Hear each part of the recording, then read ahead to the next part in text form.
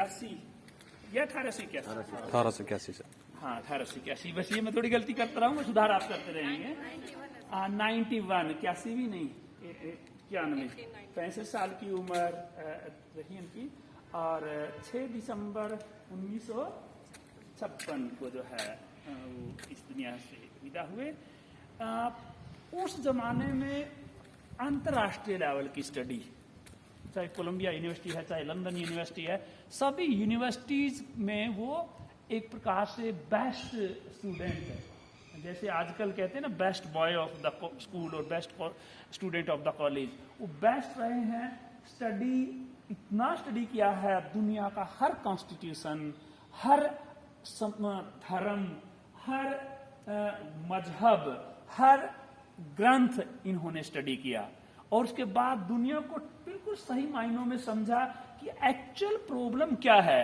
Actual problem ये नहीं है कि कोई हमारे यहाँ जातिवाद, या आजकल हम राजनीति के लिए कर लेते हैं ना, SC-BC को थोड़ा सेपरेट करने के लिए कुछ लोग, लेकिन उन्होंने समता मूलक समाज, उसने कहा कि हैव और हैव नोट्स की एक्चुअल में लड़ाई होती है। यानी कि उसके पास तो है सब कुछ, उसके पास है ही नहीं है। अब जिसके पास नहीं है उसको कैसे अर्जित किया जाए, उसके लिए कैसे संसाधन जुटाए जाए, वो तभी होगा जब समानता होगी, स्वतंत्रता होगी, और भाईचारा होगा, और न्याय होगा। समानता कि हम सब बराबर हैं, भगवान ने हम सबको बराबर पैदा किया है धरती पर, और स्वतंत्र हैं हम सब कोई भी कार्य करने को स्वतंत्र हैं, बशर्ते कि दूसरे का नुकसान ना हो। यानी कि कोई ऐसा काम ना करें जिससे हमारा तो फायदा होता है, दूसरे का नुकसान होता है। यानी कि अपने लिए सब तरक्की करने के अधिकार है सर, कोई भी व्यवसाय अपनाने का अधिकार है। जैसे किसी जमाने में होता था ना, चमड़े का काम जो है, आज के जो अपनी एक स्पेसिफिक जाति करती थी, आज तो बनिया, रोड, गुजर सब चमड़े की दुकान खोले बैठा है।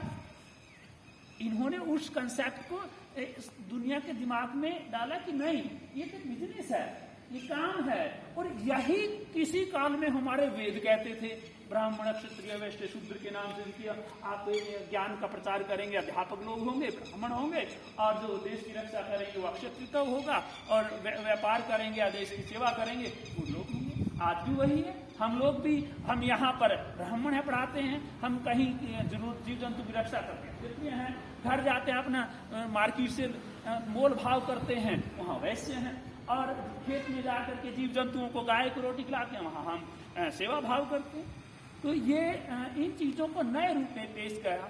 राजनीति में सबसे अपना देश आजाद होते ही कानून मंत्री बने, और कुछ जो प्रावधान किया था जिसमें कि आजकल लोग कह देते हैं कि आरक्षण ये बाबा साहब की देना, आरक्षण बाबा साहब ने 10 साल के लिए कहा था, लेकिन राजनीति के कारणों से, अपने निजी स्वार्थों के कारण से, या यूं कह लीजिएगा एक तरफ तो 100 बंदे हैं, एक तरफ 2 है, या एक तरफ 5 है, एक तरफ 100 है, तो 5 के 5 को सरकारी नौकरी दे देना और 100 में से 2 को देना, तो अन्याय नहीं लगता।